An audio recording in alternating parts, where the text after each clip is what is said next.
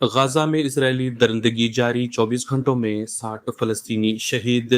غزہ میں اسرائیلی درندگی جاری ہے۔ صہیونی فوج کے حملے میں گزشتہ 24 گھنٹوں کے دوران مزید 60 فلسطینی شہید ہو گئے ہیں، جن میں امداد کے حصول کی کوشش کرنے والے 31 افراد بھی شامل ہیں، جبکہ 340 سے زیادہ زخمی ہو گئے ہیں۔ قطری نشریاتی ادارے الجزیرہ کی رپورٹ کے مطابق غزہ میں فلسطینی وزارت صحت کا کہنا ہے کہ اسرائیل کے تازہ حملوں کے بعد کئی افراد ملبے تلے دبے ہوئے ہیں اور ایمبولینسز اور شہری دفاع کا عملہ ان تک پہنچنے سے قاصر ہے۔ وزارت نے کہا ہے کہ 24 گھنٹوں کی تازہ ترین رپورٹنگ مدت میں کم از کم 60 فلسطینی شہید اور 340 سے زیادہ زخمی ہو گئے ہیں۔ انہوں نے مزید بتایا کہ 24 گھنٹوں کے دوران شہید ہونے والوں میں امداد کی متلاشی 31 افراد بھی شامل تھے۔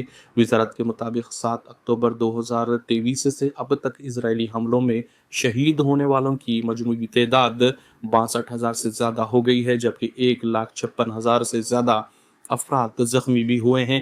یاد رہے کہ 18 مارچ سے اسرائیل کی جانب سے ایک طرفہ جنگ بندی ختم کرنے کے بعد سے صہیونی حملوں سے اب تک 10,500 سے زیادہ فلسطینی شہید ہو چکے ہیں اور 44,000 سے زیادہ زخمی بھی ہیں۔ وزارت نے کہا کہ جنگ کے آغاز سے اب تک امداد حاصل کرنے کے دوران اسرائیلی حملوں کے 1,900 سے زیادہ فلسطینی شہید اور 14,000 سے زیادہ فلسطینی زخمی ہو چکے ہیں۔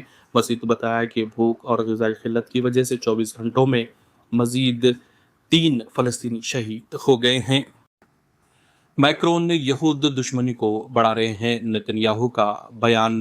اسرائیل کے وزیر اعظم نیتن یاہو نے صدر ایمانوئل میکرون پر الزام عائد کیا ہے کہ وہ ستمبر میں اقوام متحدہ میں فلسطینی ریاست کو تسلیم کرنے کے اعلان کر کے یہود دشمنی کو ہوا دے رہے ہیں۔ فرانسیسی صدر نے منگل کے روز نیتن یاہو کے الزامات کو گھٹیا اور غلط قرار دیتے ہوئے کہا تھا کہ یہ وقت سنجیدگی اور ذمہ داری کا ہے، نہ کہ جوڑ توڑ کا۔ نیتن یاہو کا الزام میکرون کو لکھے گئے ایک خط میں لگایا گیا تھا، جس میں دعویٰ کیا گیا تھا کہ ان کے اعلان کے بعد فرانس میں یہود دشمنی میں اضافہ ہوا ہے۔ فلسطینی ریاست کے لیے آپ کا مطالبہ اس یہودی مخالف آگ پر ایندھن ڈالتا ہے۔ یہ سفارت کاری نہیں ہے، اس سے حماس کی دہشت گردی کو فروغ ملتا ہے۔ یرغمالیوں کی رہائی سے حماس کے انکار کو سخت کیا جاتا ہے۔ فرانسیسی یہودیوں کو دھمکانے والوں کی حوصلہ افزائی ہوتی ہے اور اب آپ کی سڑکوں پر یہودی نفرت کی حوصلہ افزائی ہوتی ہے۔ میکرون نے جولائی میں اس بات کی تصدیق کی تھی کہ فرانس اقوام متحدہ کی جنرل اسمبلی میں فلسطینیوں کو باضابطہ طور پر تسلیم کرے گا۔ فرانس اقوام متحدہ کے کم سے کم 145 رکن ممالک میں شامل ہو جائے گا جو پہلے ہی فلسطینی ریاست کو تسلیم کرتے ہیں یا اسے تسلیم کرنے کا ارادہ رکھتے ہیں۔ فرانس کے یورپی امور کے وزیر نے بی ایف ایم ٹی پر کہا کہ میکرون اور ان کی حکومت ہمیشہ یہود دشمن کے خلاف انتہائی پرعزم رہی ہے۔ روس نے یوکرین میں نیٹو امن افواج کی تعیناتی کی تجویز مسترد کر دی ہے۔ روس نے یوکرین میں نیٹو امن افواج کی تعیناتی سے متعلق یوکرین اور یورپی رہنماؤں کی تجویز مسترد کر دی ہے۔